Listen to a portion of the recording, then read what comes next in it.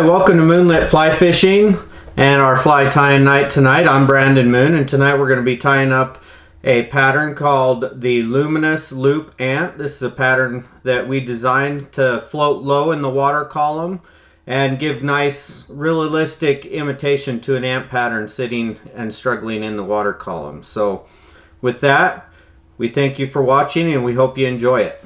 The hook that we're going to be using is the Moonlit Premium Tagata ML 211. We're tying in a size 14 today. We tie this in a 14 and 16. The thread is Semperfli's Classic Wax 8/0 Floral Red. I'm going to start that right about where that hook point is on that hook. We're going to wrap it down just down the gauge just a little bit so that you have about what I would say is probably about anywhere from 1/3 to 1/4, somewhere in there roughly. We're going to go back and forth, creating a nice little bump of thread, kind of like a hump on the back end of this ant pattern. Once I've done that, I'm going to go forward and backwards all the way back and then forward just to create a nice big bulge on this. Once I've done that, I'm going to take and trim out the tag end, and then we'll half hitch this floral red, or whip finish this floral red here just so we can tie it off.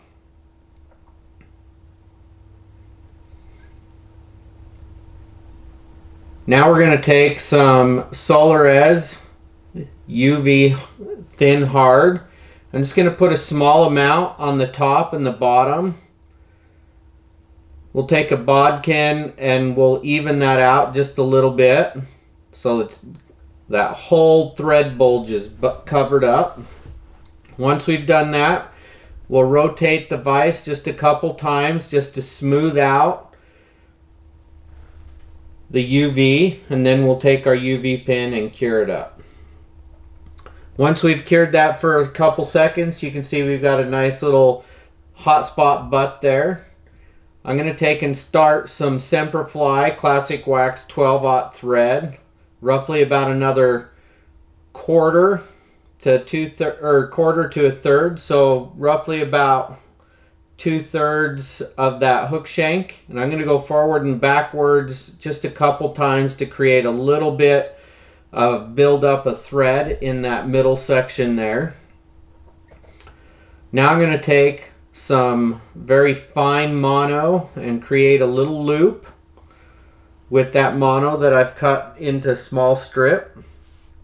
Even the tips out, move forward just a couple wraps or spaces. With some loose wraps, I'm just going to go over the top of that so that I can pull that mono all the way back just a little bit so that I don't have to trim it out. We'll finish covering that up. Now we'll take a Grizzly saddle. You can see I've prepped that, and I want the shiny side to be facing up towards me when I wrap this, so I've created a little bit of extra there. We'll tie that in. I'm going to put that thread back behind, and you'll see why here in just a second.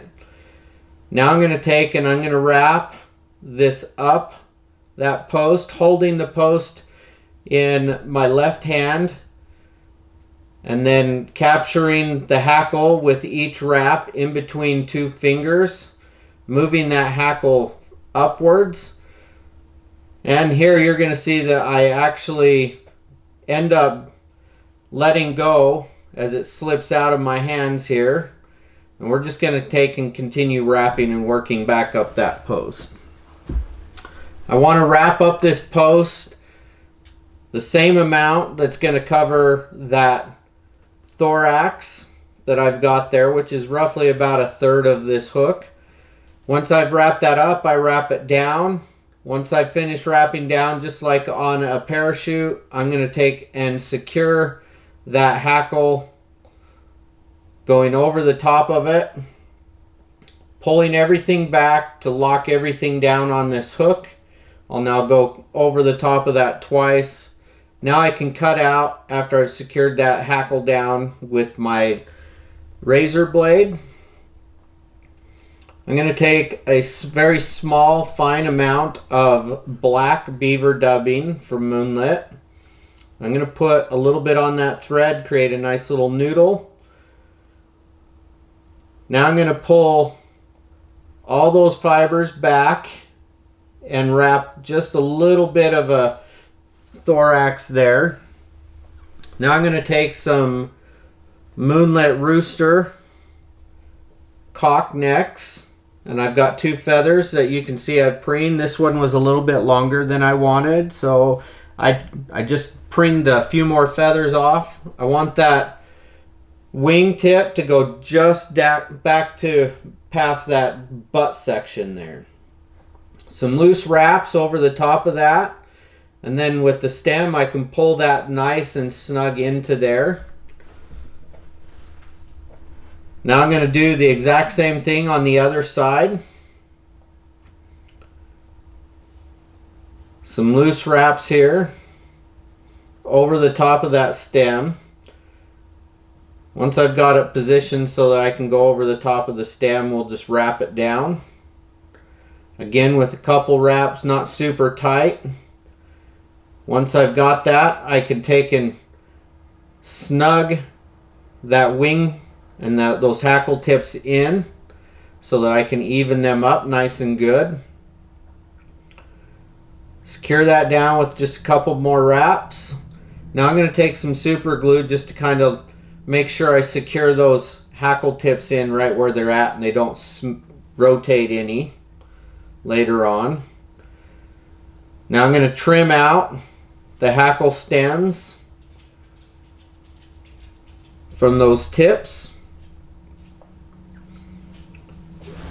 We'll take some more black beaver dubbing to finish off our thorax. We're going to make sure we don't want to crowd the eye of this hook here. So I don't want to put too much on. I can always add more. We'll add just a smidge more onto here just so we create a nice little bulge here. Wrap that over. You can see I've still got plenty of room on the eye of my hook here.